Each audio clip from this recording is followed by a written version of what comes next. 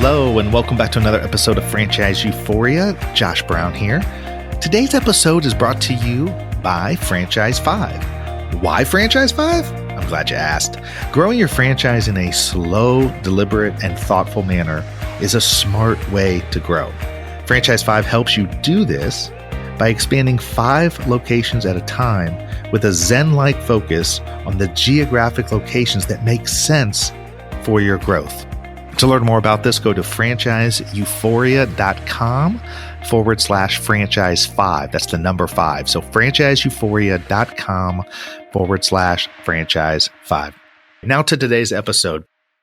Hello. Josh Brown here. Today I am super excited because I have one of the most unique interviews I've ever done. I'm interviewing Joe Donnini today, who is the founder of Legal Value Firm, a general practice law firm with attorneys practicing in a professional retail environment, giving clients greater access to legal services in a branded environment. This is a franchise, ladies and gentlemen. It's a franchise law firm, and I think it's the first of its kind. And it's interesting, and I mentioned this during the interview, but because I'm a franchise lawyer, sometimes people mistake that for, wow, you have a franchised law firm.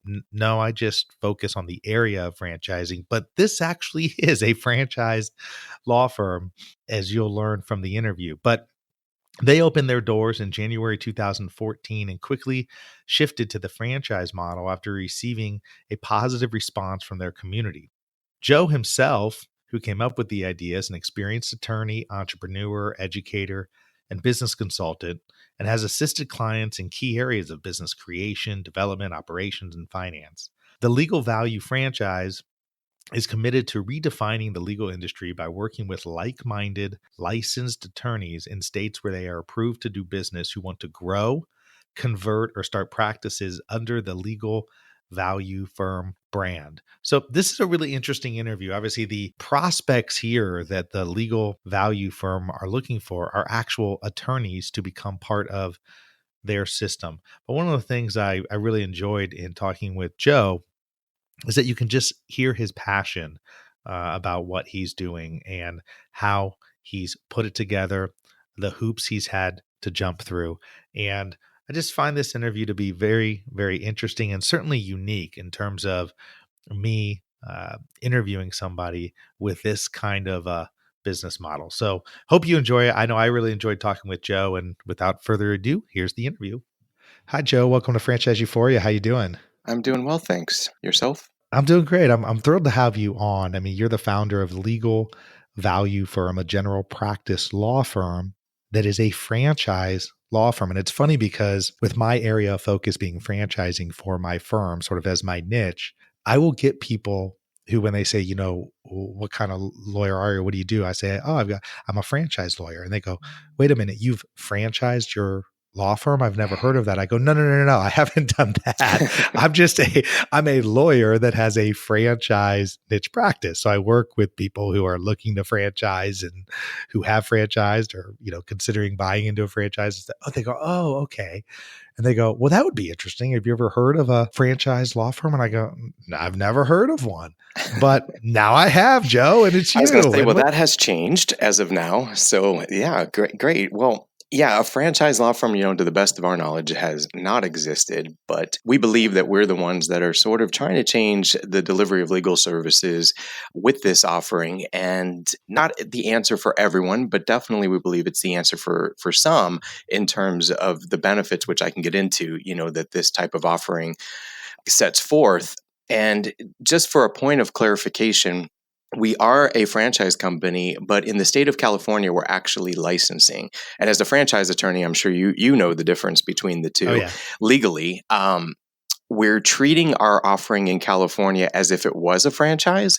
In other words, we're doing the compliance issues with the FDD, the franchise disclosure documents, et cetera. But technically, we are a license in California, and the only other state that we're launching in right now is Arizona. And in Arizona, we are a franchise. So just sort of potato, but legally, technically, there are two differences there.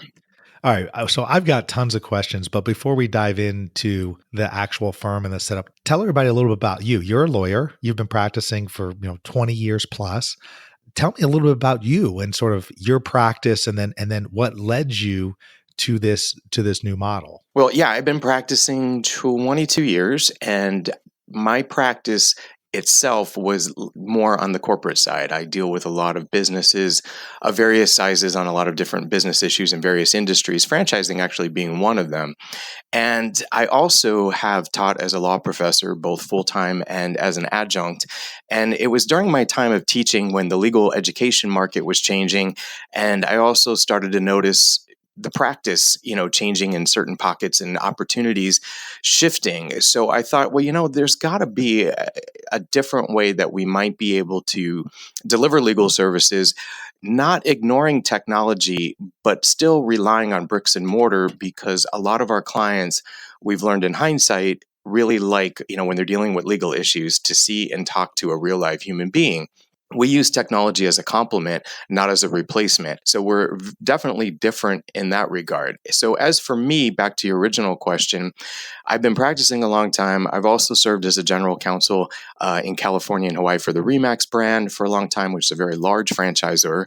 We had quite a number of locations by the time I had left Remax. I think we were a little over 400. So had been not just as an attorney outside, but an attorney inside in the franchise space, seeing both the business and legal, aspects. And I thought maybe there's a way that we could take that and transpose it into the legal industry, giving clients something that they want, which is access, affordability, transparency, giving attorneys something that hopefully they want, which is growth, support, systems, things that a typical franchise, offers franchisees.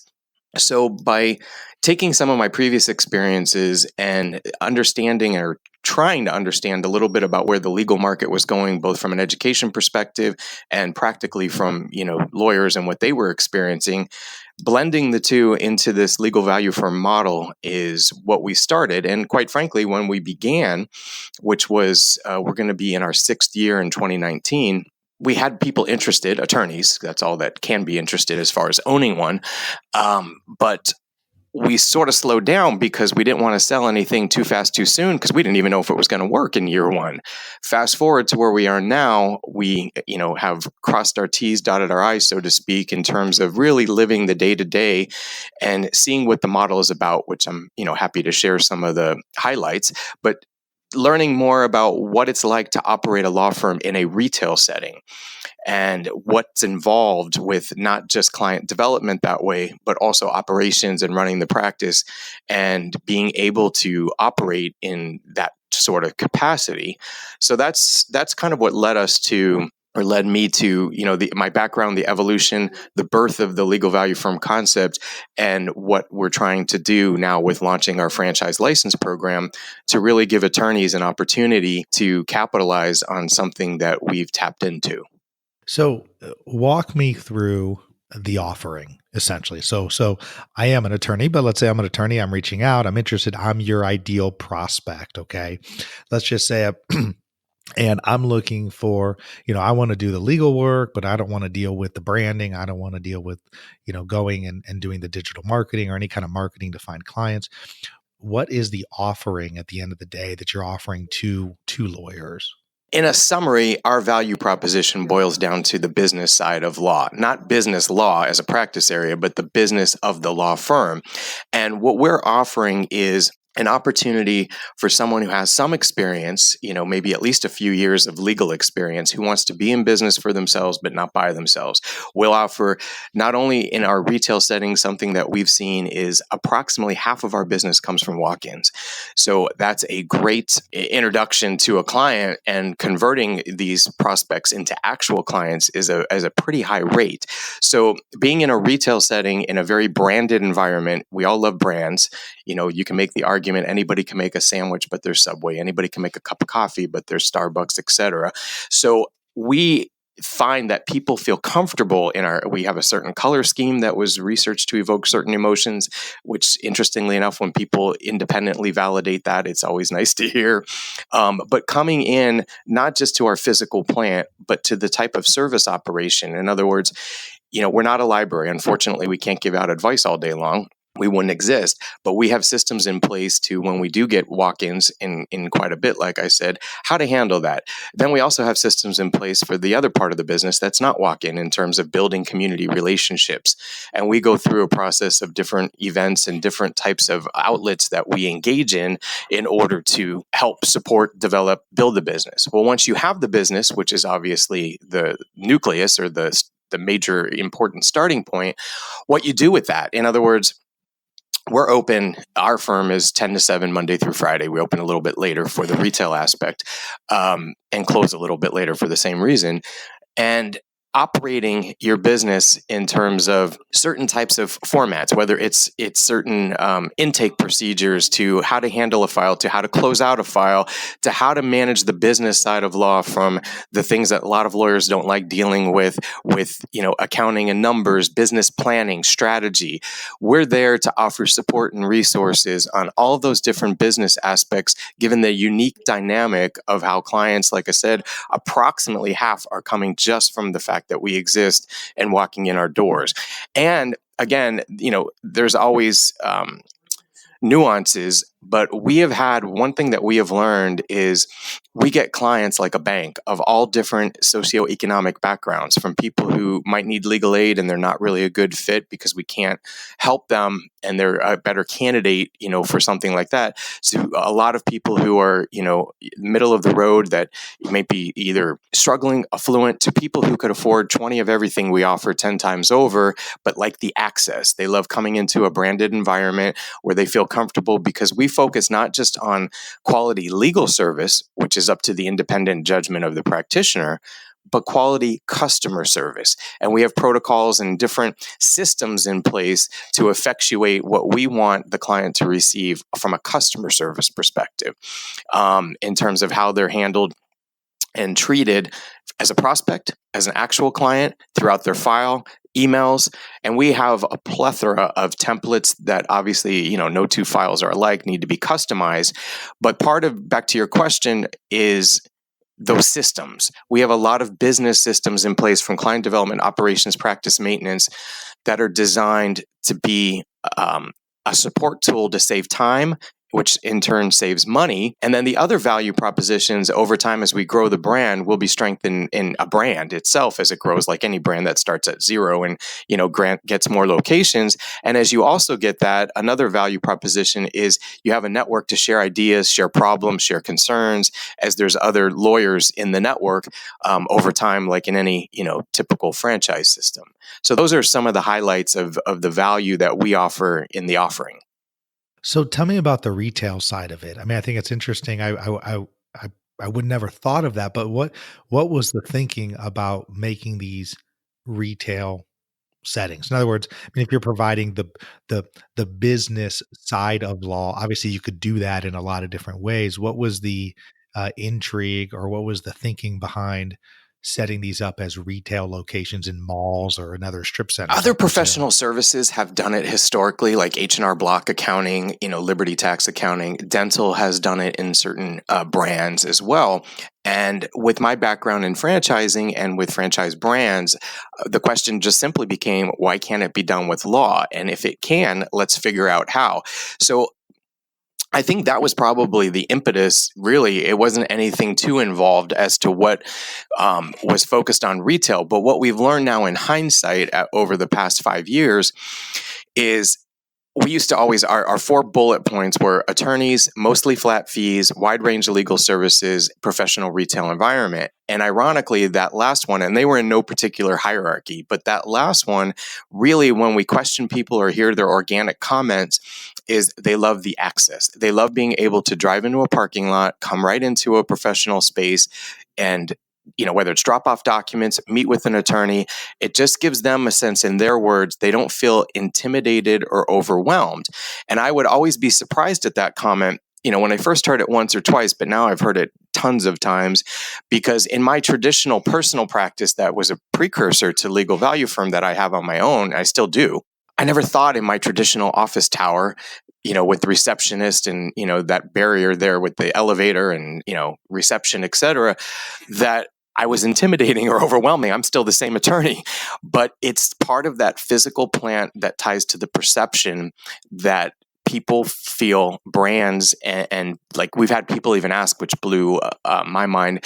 Well, we've had people ask, is this a franchise? And we'd say, well, we're in the process of gearing that up. But we actually had one person a couple of years ago be like, yeah, I've been in one of these before. And we're like, how? It's impossible, but we didn't want to, continue the debate there. We're like, okay, we shared with them, this is the only one. They're like, no, there was one, I think down in Orange County, I was in a legal value firm before. So it's that perception of something they know or familiarity, just like any franchise system, it just gives that backup to their perception or that validity to their perception. And it's that access. So the direct answer to your question, is access in the retail environment is a major factor coupled with the branding and the systems. Well, so I know you had said a wide ranging of services offered. Obviously, being in the retail sector and being in a place where people can walk in.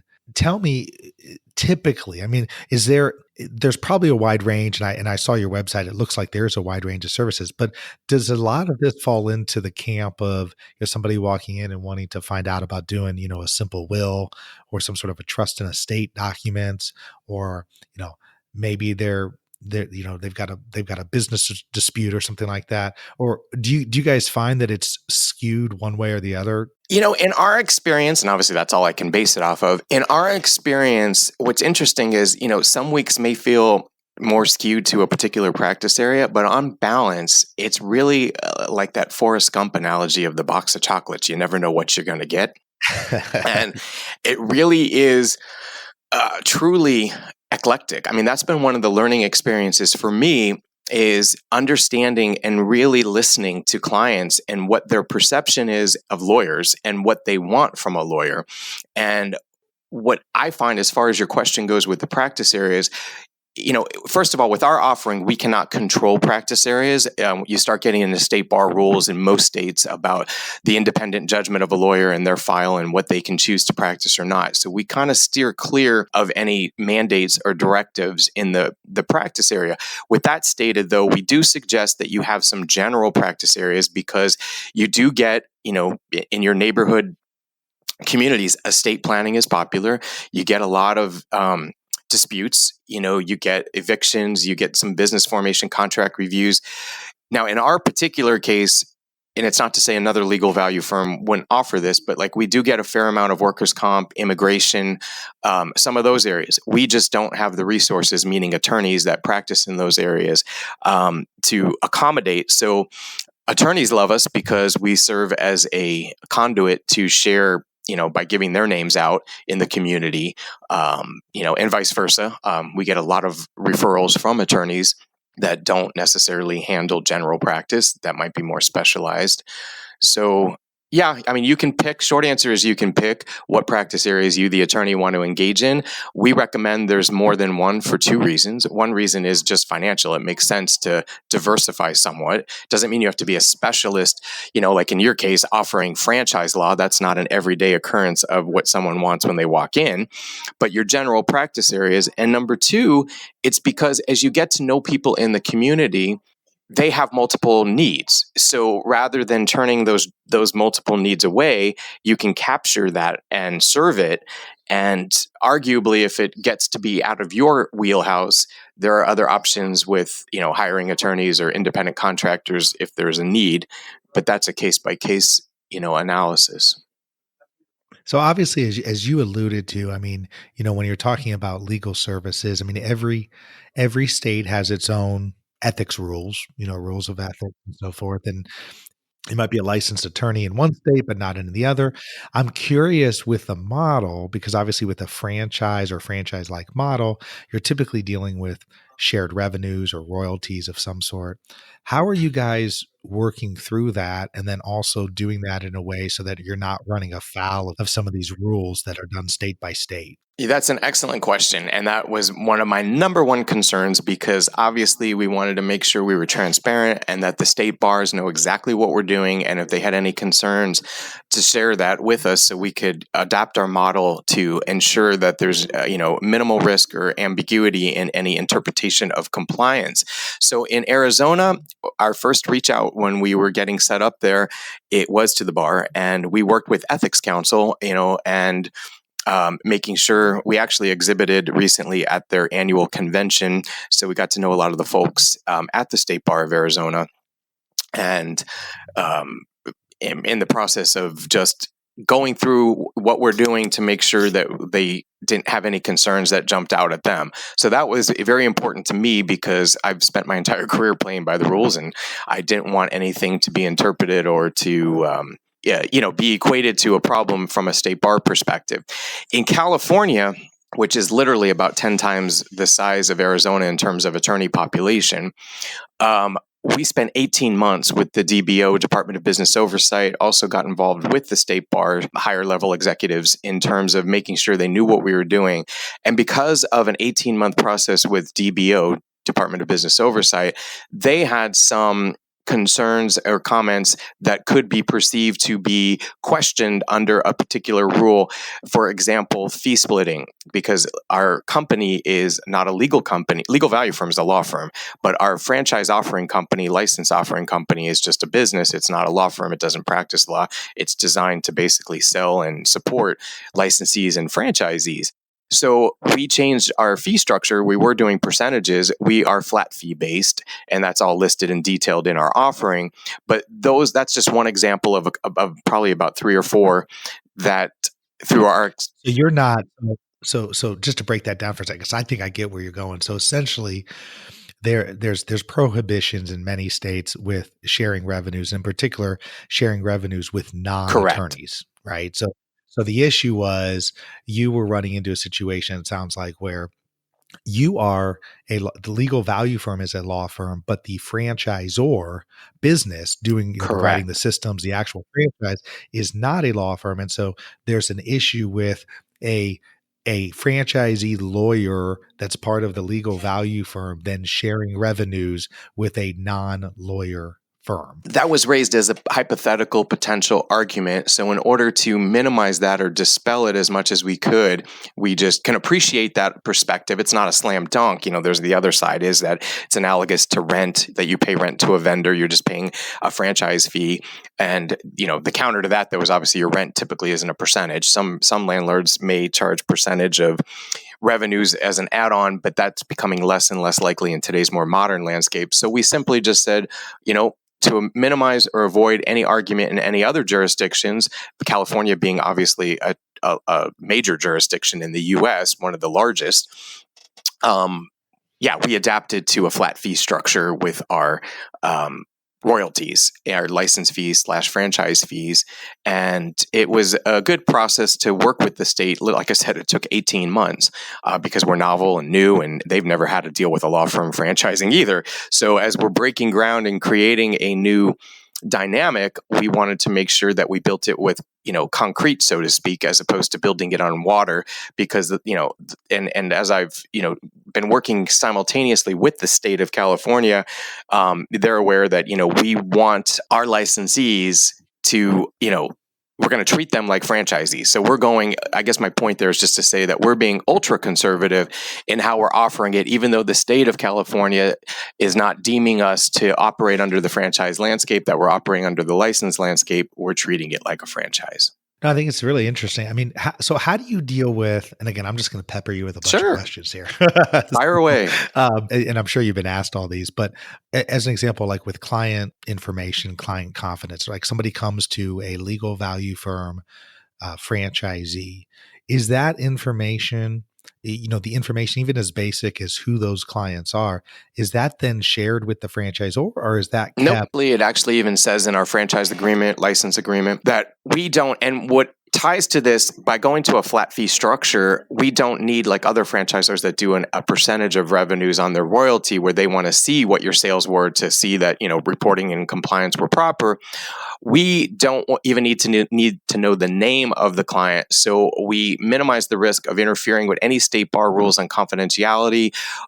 Every legal value firm will have its own client base. They will keep their own billing, their own invoices. Now, we'll show them generically, as part of that support in the business realm of what they should be doing. But when they apply or inject their own clients, their client files, we will not have any need or requirement, or just even anecdotally have to have any of that information. That would strictly be kept with the owner. We will know aggregate revenues, but not tied to a client. And then what about non-competes? Because, typically, obviously with lawyers, non-competes, um, are not allowed typically. But it's interesting here because, right, if you've got the business side of it, but you've also got the legal side. Are the franchisees signing non-competes? And then what does that look like? Well, there is in California, it's almost virtually impossible from an employee perspective to enforce a non-compete. From a owner type perspective, meaning you had some ownership in a business, that exists, but with limitations. So in our particular case, we are going to be protecting what we're deeming our trade secrets and our business process and methodology that we're going to be sharing with them. If anybody, I'm assuming you mean like if they left the system, fast forwarding, and Yeah, like they leave and all of a sudden their clients wanna come with them, I would presume that there's no there's way no for us way to for stop you that. to. Clients are free to go with them and choose. The only thing that we would be able to enforce in that, and hopefully this scenario, of course it could happen, and there's a probability in any franchise system it does happen, but we'll be working hard to support them and to partner with them so that if they're profitable and satisfied, that minimizes that risk that we have somebody trying to take our IP and use it outside of our system. But I think to directly answer your question is no, clients can go wherever they want. The clients would be, part of the attorney, not part of the asset of the franchisor. The only thing the franchisor would be de-identification, non-use of marks, coupled with any use of any legal value from proprietary, systems or technology on the business side. And then how many franchisees or licensees do you have right now? We literally just got through the 18-month process with California. So we couldn't, as you know, you can't offer nor sell until you, have some finality to a process in the form of, in a registration state, the approval. So we are literally just going to be launching. We've been putting together our strategic plan, our business plan, and we're now just going to be implementing it. Arizona, we put it together a little bit earlier because we've had more, it was a less involved process. Arizona is not a registration state in the franchise world. So short answer is we don't have any yet. We're just launching. So we've had interest, but obviously that interest has got to be converted into actual licensees, franchisees. The good part for us is we have a very, very narrowed franchisee prospect. In other words, it's got to be a member of the State Bar of California, and we have approximately 220,000 of those in California. But we realize that a lot of those people will not either be interested, have a different direction, or in a different field, meaning they may be judges, academics, just not government employees, etc. So for us, it's a very small fraction of a fraction of a fraction of 1% for us to be very successful in California over the next few years. So we're excited that we're just launching this offering, and now we can actually follow up and deal with people who have expressed interest that want to grow their practice. No, I think it's really interesting. I wanna kinda stay in touch and see how it goes. I mean, I've always, just as evidence of the process you have to go through, I mean, the 18 months just in California, not even to mention, like, as an example, in Indiana, I have to have my name in the law firm, right? I mean, I can't name my law firm anything I want, and I know there's other states that are like that as well. So I'm sure there's gonna be other hurdles that you gotta get over, but I think it's really interesting. Like I said, I've been I've been asked about it in the context of what I do a bunch, and then when you had reached out, or somebody on your team had reached out, I thought, "Oh, boy, I really gotta have Joe on to talk about this." No, I appreciate that because we expect there, every state has its own interpretation of its own rules that are state specific. And, we have a huge market in California, probably arguably the largest in the country for us.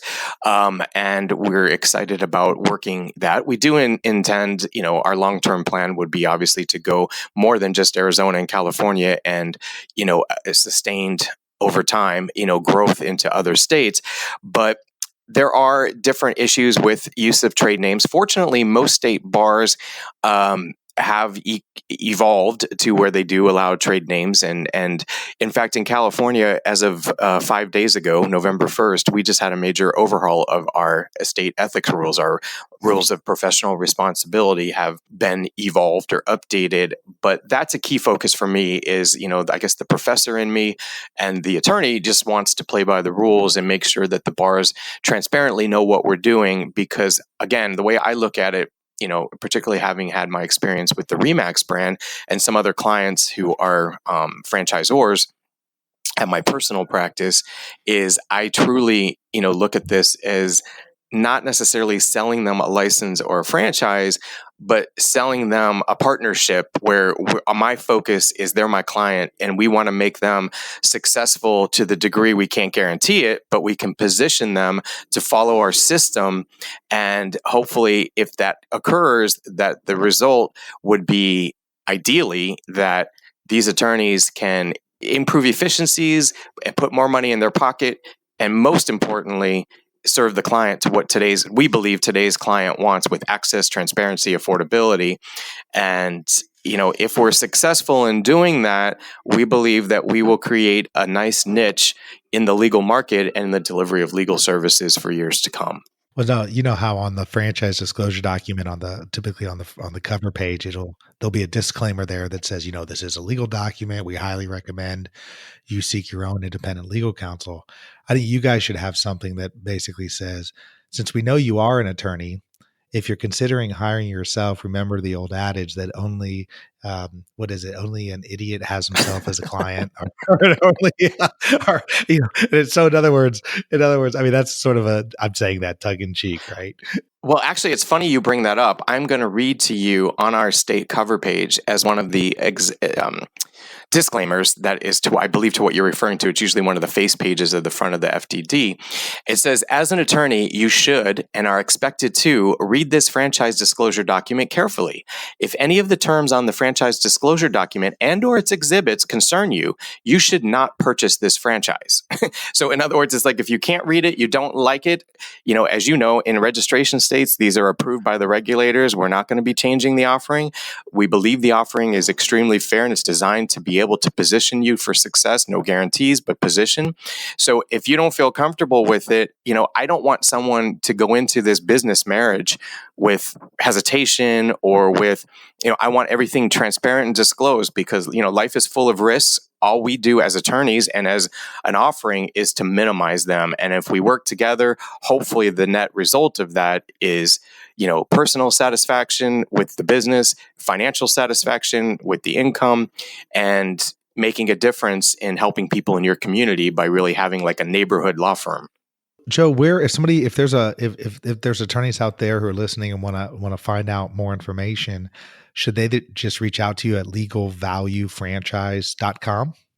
Well, yeah, we do have about 5 or 6 pages on our website, legalvaluefranchise.com, that breaks down, information. It also gives them an investment range, highs of lows of what it costs to build the office out and, just the offering value, and includes the franchise fee. All of that stuff is transparent on our website. But if somebody has more specific questions, they're welcome. The website also has our phone number. My email is pretty easy. It's just joe@legalvaluefirm.com. They're welcome to shoot me an email and we could have a conversation. Well, I want to congratulate you too. I often get asked, when people find out I'm in the franchise space, they're like, what's the most interesting franchise you've ever heard of? And there's definitely some doozies out there. But I think yours is really interesting. Well, so do we. And we hope that other attorneys agree. If coming out of the gate is any indicator, where we had a lot of, I was doing some legal media, if you will, in the beginning, but it was a little bit, in my opinion, too fast, too soon. It sparked interest. And like I told you earlier, I didn't want to sell, something built on water, rather on concrete, so to speak. So I think once we're ready now to get out of the gate and start launching, of course, it's going to take time. We're selling a business opportunity, not a cup of coffee, but we're confident that we'll find the right business partners who are entrepreneurial, want to own their own practice, but see the value in systems and, being together as a group in the licensed franchise environment and seeing that value. And, hopefully we'll be able to match up with those folks and really make a change in, again, not the answer for everybody. It's not like we're going to, dominate the entire legal profession, but I think we have enough market share that we can capitalize on. So yeah, we would love to stay in touch with you. And who knows, maybe there'll be some in Indiana someday and you may need to help us out with some franchise law there. Well, no, thank you so much for coming on. I really think, like I said, I think it's a fascinating concept. Would love for you to stay in touch and maybe at some point here, over the next 6 months or a year, if you want to reach back out, we'll do a follow-up episode and kind of see how things are going for you. Absolutely. Sure. We'd love to kind of do a fast forward and see, and hopefully we've got some traction by then and things are going well, and we'll have some lawyers who are, growing the brand with us and update you at that point. That sounds great, Joe. Thanks so much and have a wonderful day. Well, you too. Thanks for having me. Appreciate it. Thanks for being with us today on the Franchise Euphoria podcast. If you enjoyed this episode, please be sure to go to iTunes and provide a review. Also, please remember that although Josh Brown is a licensed and practicing attorney, nothing contained in this podcast should be construed as legal advice, because it is not. The information contained in this podcast is general and educational in nature, and none of it should be relied upon as legal advice. That being said, if you have questions for Josh and would like to contact him, please email him at josh@franchiseeuphoria.com. Thank you so much for listening, and we hope you tune in to our next weekly episode.